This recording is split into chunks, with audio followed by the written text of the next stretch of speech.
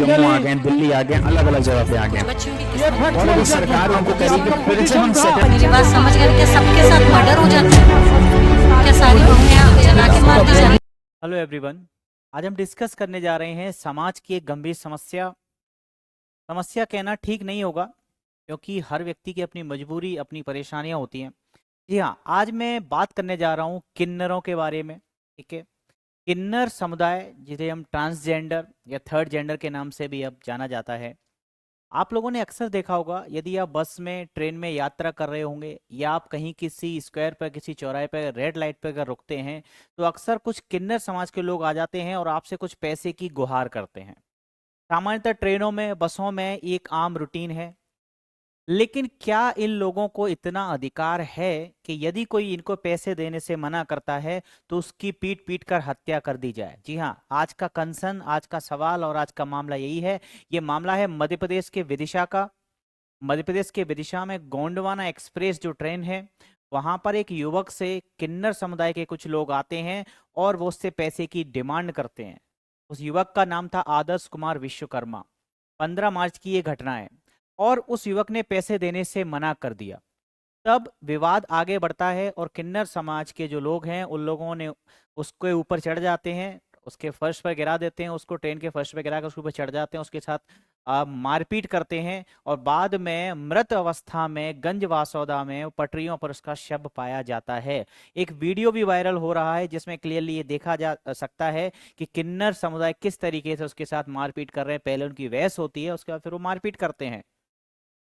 अब सवाल ये है कि इस मामले का दूसरा पहलू, दूसरा पक्ष ये है कि अगले ही दिन किन्नर समाज के लोग गंज वासौदा में, वहाँ के जो लोकलाइट जो किन्नर समाज के लोग हैं वो रोड पर आते हैं और वो अपना एक अलग आंदोलन खड़ा कर देते हैं। जी हाँ, उनका कहना ये है कि ये जो घटना हुई है वो किन्नर समाज के लोगों ने नहीं की है, क्योंकि किन्नर समाज सिर्फ रिक्वेस्ट करते हैं, मांगते हैं, कभी भी इस तरीके की बर्बरता पर नहीं आते हैं। उनका कहना यह है कि कुछ ऐसे लोग हैं जो किन्नरों का भेष धारण करके और किन्नर समाज की आड़ में इस तरीके की घटनाओं को अंजाम देते हैं, पैसे मांगते हैं।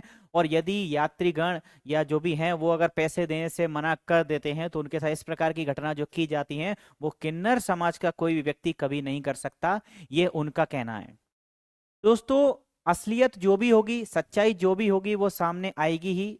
इसकी जांच चल रही है, मामला दर्ज हो चुका है, सारी चीजें। इवन किन्नर समुदाय जो है उन्होंने भी 5,000 रुपए का इनाम घोषित किया है, क्योंकि उनका एक पूरा समाज इसकी वजह से कलंकित हो रहा है और बदनाम हो रहा है। तो उन्होंने 5,000 रुपए की ये घोषणा भी की है कि जो भी व्यक्ति उनके बारे में पहचान बताएगा कि वो कौन थे और कहाँ पाए जा सकते हैं, तो 5,000 रुपए का इनाम उनको दिया जाएगा। सरकार अपना काम करेगी, प्रशासन अपना काम करेगा, लेकिन ये कहीं ना कहीं एक गंभीर मुद्दा है। अक्सर ऐसा होता है, तो हमें क्या करना चाहिए? इससे रिलेटेड क्या कोई ऐसा कानून लाया जाना चाहिए?